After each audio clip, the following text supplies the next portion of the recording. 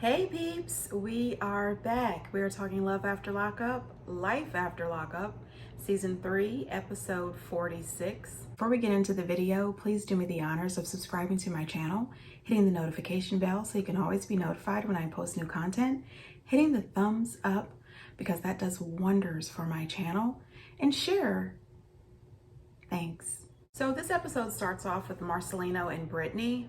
Brittany is on her way to meet her friend Kanan, and Kanan's friend, who is a guy named Turner, who happens to be a former police officer. He's retired now. They want to speak with him regarding tracking down Robert and the money. You know, they want to know, where is the money? So when Brittany gets there and she finds out that Turner is a retired police officer, she's a little standoffish.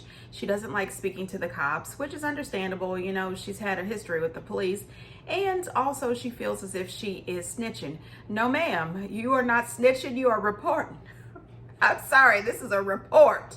This fella has stolen money from you. I'm sorry, I am not following the codes of the streets. And the reason I'm not is because I'm not from or of the streets. I'm just saying, no ma'am, sit down and have this conversation that you need to have. However, all of this that he is saying to them is business one-on-one, and makes no sense to me that they wouldn't know this.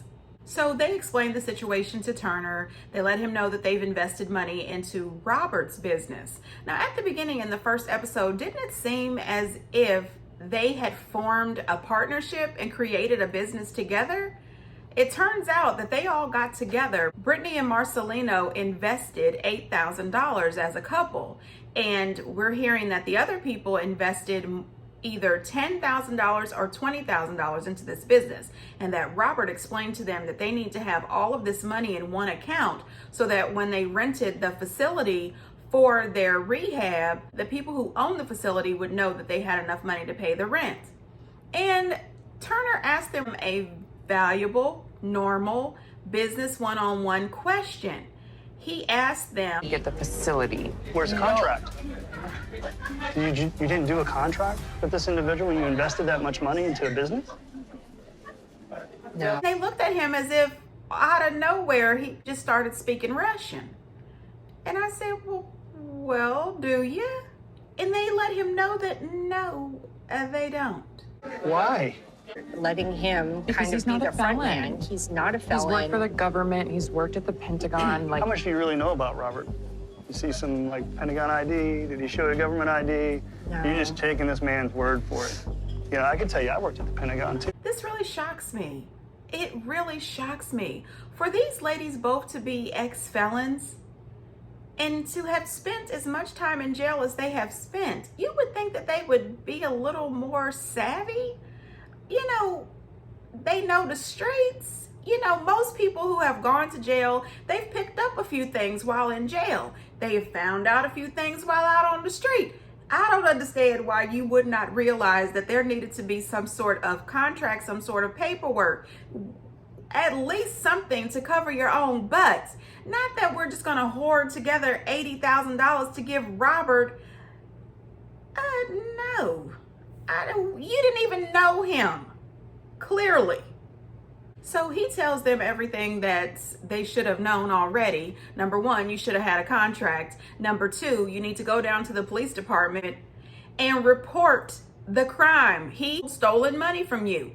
Once you fill out your reports, there will be a detective assigned and they will go out and look for Robert and your money. Now that is your option. There's another option too, with you people being from the streets. The way you went out last season looking for your mama, y'all could huddle up and roll out. You know what I mean? Go find Robert. Has anybody went past Robert's house? I mean, I don't condone violence or anything, but there's nothing wrong with a little drive-by past Robert's house, his place of employment, his baby mama's house, somebody's house. Where's my money? You know, I come in peace, but I want my money. I don't know.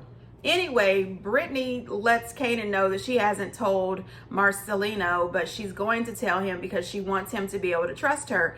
As I said in the last video, she should have told him up front as soon as she found out. And I'm quite shocked that Marcelino wasn't asking about contracts or wasn't asking about more details. You don't just give somebody $8,000 with no information. Oh, because you know Kanan, this lady that I met in jail who I happen to like, I'm gonna go ahead and invest. This sounds like a great idea. Okay. Make it sound like a great idea legally on paper for me. I'm just saying. Then we move over to Brittany and Ray. Ray and Brittany go over to Ray's family's house. They're having dinner. Ray is super excited to announce to the whole family that he has a job. Now, let me tell you, I was happy too. Ray lets them know that he's working at a warehouse. It is a 6-day-a-week job and he's making $15 an hour. And I think that's really good for someone who's just gotten out of jail for armed robbery or whatever that was that he went to jail for. I think that there could be some potential for him to grow and develop with the company. He can move up the ladder a little bit as long as he is a good employee. And there's some potential there. So I'm wishing Ray the very best.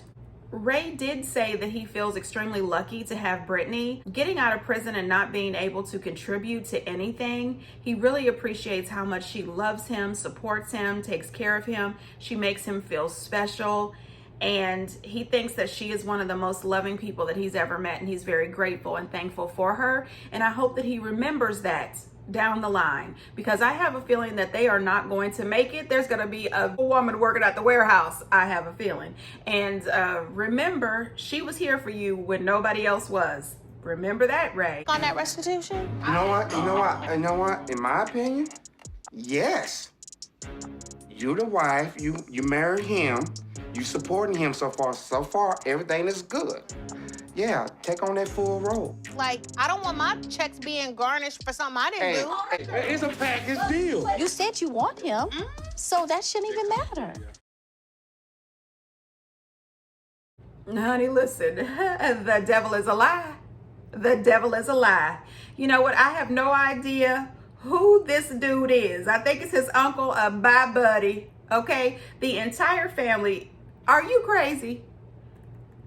They are doing their best, okay, their best to convince her that she should help pay this restitution. That is a no-go, okay? I'm sorry. Now, if they get together and they get married and she wants to give him some money towards his restitution, that's her business. Do what you want.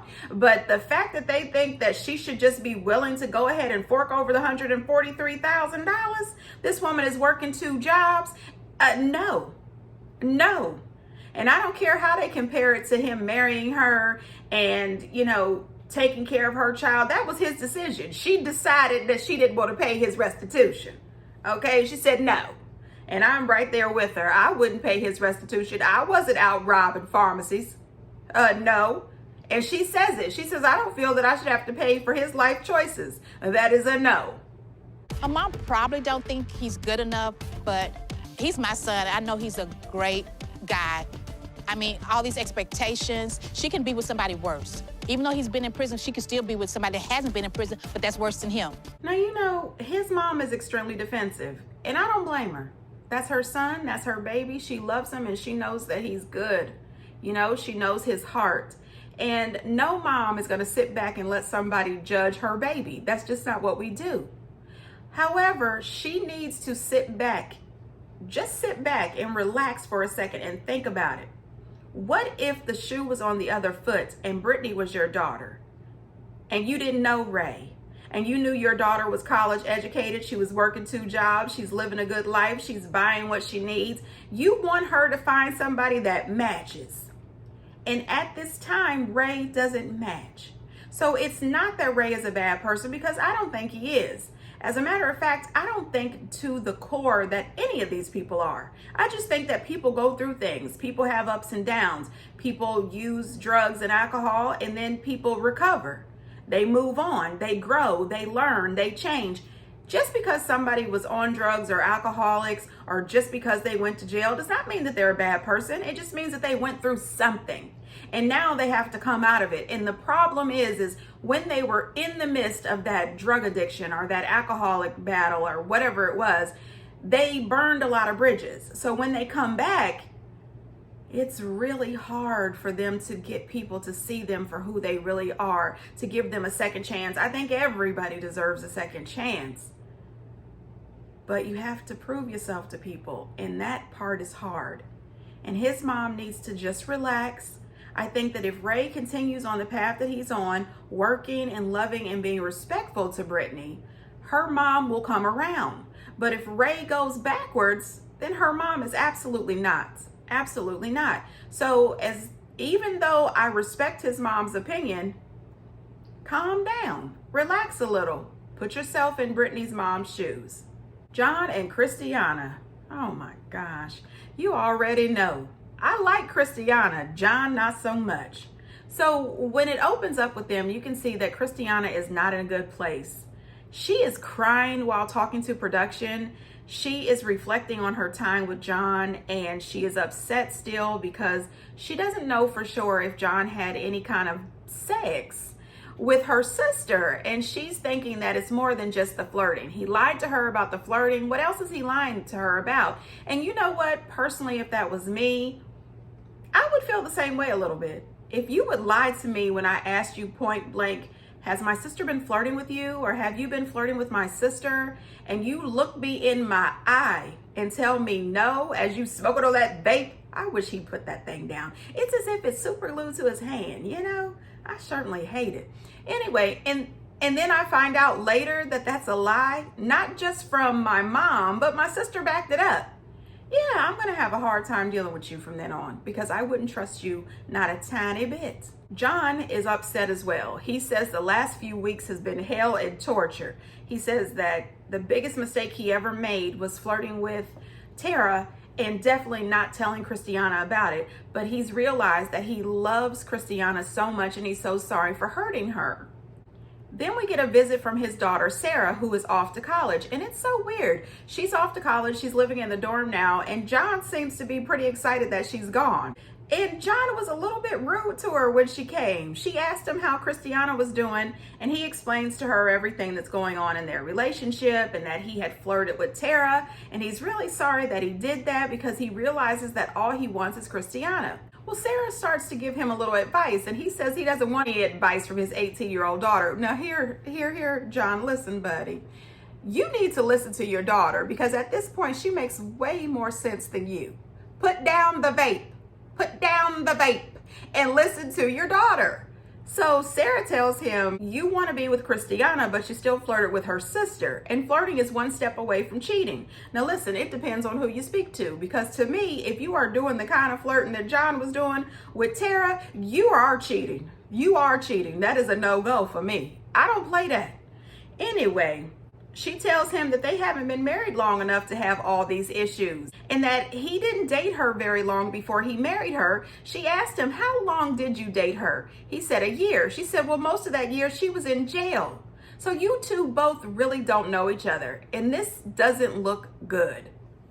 Honey, now listen, John didn't want to hear it. He doesn't care. He loves Christiana. He tells her that he had problems when he was married to her mama. He said 5 minutes into their marriage, they had problems, but they stayed married for 20 years. Yeah, but did they stay together for 20 years? Was it a quality 20 years? Was it a miserable 20 years? Listen, I don't want any of that. No, absolutely not. And then, you know, John still has this Bonnie and Clyde thing. I wish he'd give it up. Give it up. Listen, I want John to stop this, okay? So he tells Christiana there's a surprise, and he takes her out for a Bonnie and Clyde photo shoot. He pulls these clothes out of a garbage bag. Everything is ill-fitting and wrinkled. I said, why are y'all looking like chitlins? And they are taking these pictures, and Christiana looks so uncomfortable, and so did the photographer, to tell you the truth. This was just too much for me. Will you marry me again? I think John putting me in this situation, it put me in a hard spot for trust and everything. I just don't know what to think at this point. You know what? Listen, I would say no, but it's up to Christiana. Girl, what you gonna do? Oh gosh, I tell you what, I would be making a secret plan to leave John. I would have a job and a shoebox, if you know what I mean. Then we move on to Shawn. Good God. Delirious, ridiculous, irresponsible, out of his daggone mind Shawn. Shawn is in Sharonville, Ohio, which I looked it up. It's an hour and a half from where I live. He is out there waiting to pick Sarah up. When they put the sign up that says Shawn, I said, Goodness gracious. This man is 46 years old, from Las Vegas, unemployed. He left his home, his job, his 6 kids to chase after a woman he has never met. Sharonville, Ohio. Say what? He has only seen this woman's mugshot. A mugshot. That's what I said.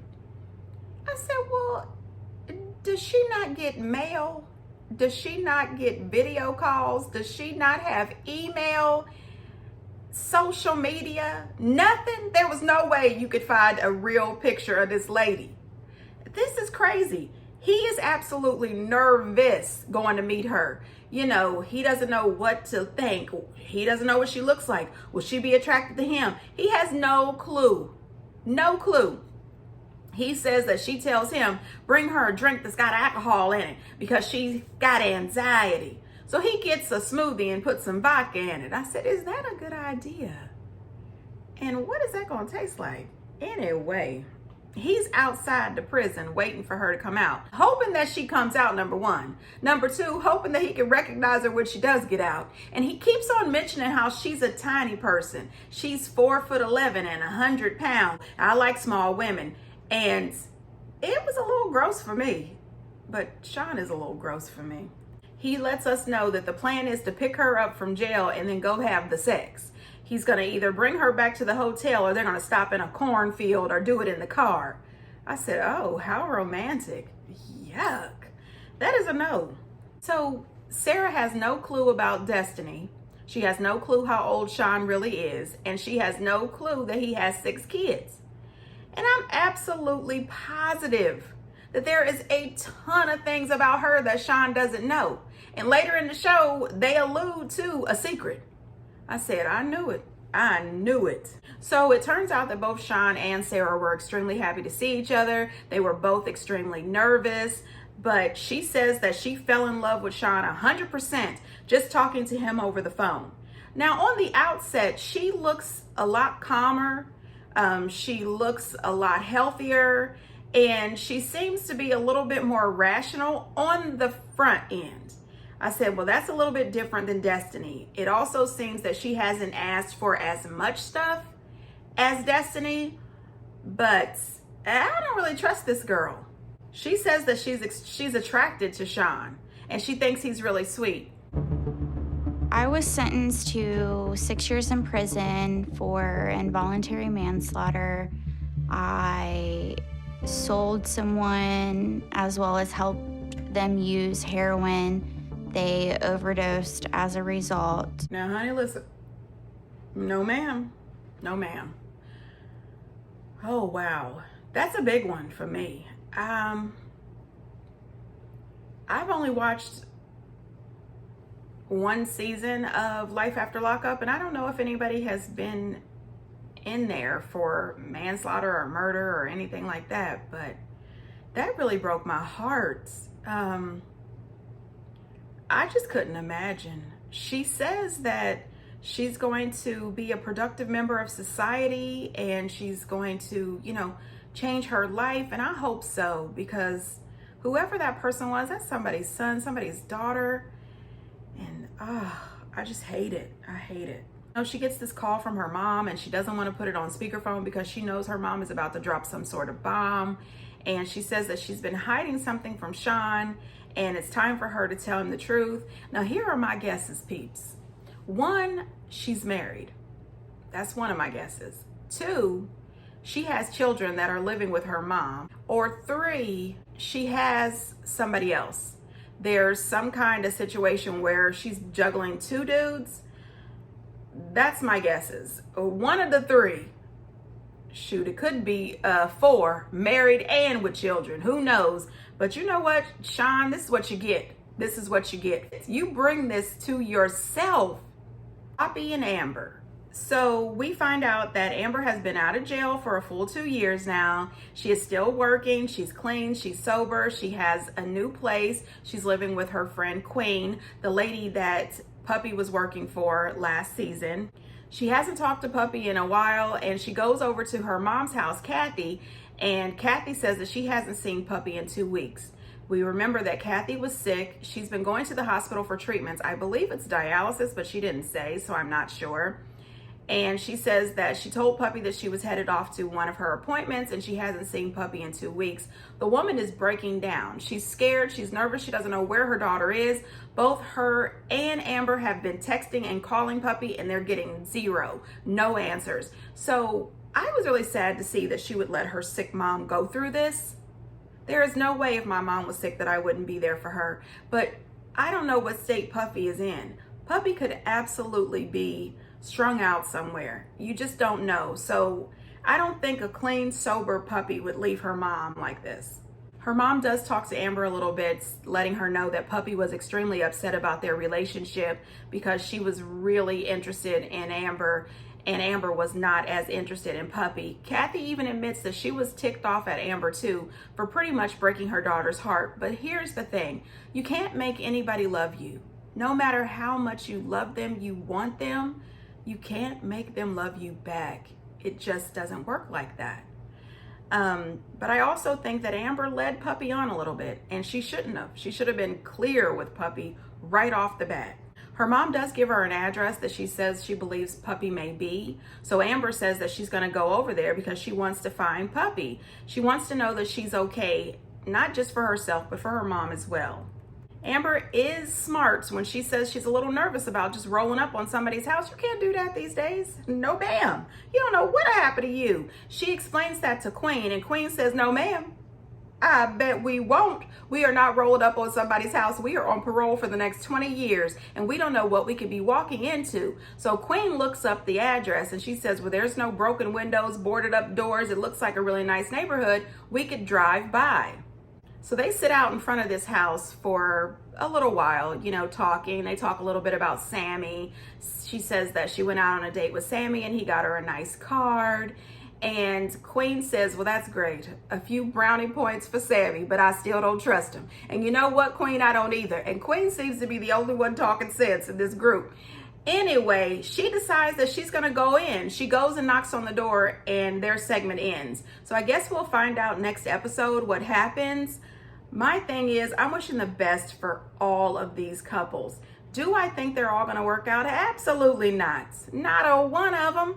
But I do wish them the very best. And I do believe that everyone deserves a second chance. But you've got to take that second chance and run with it. Do the best that you can.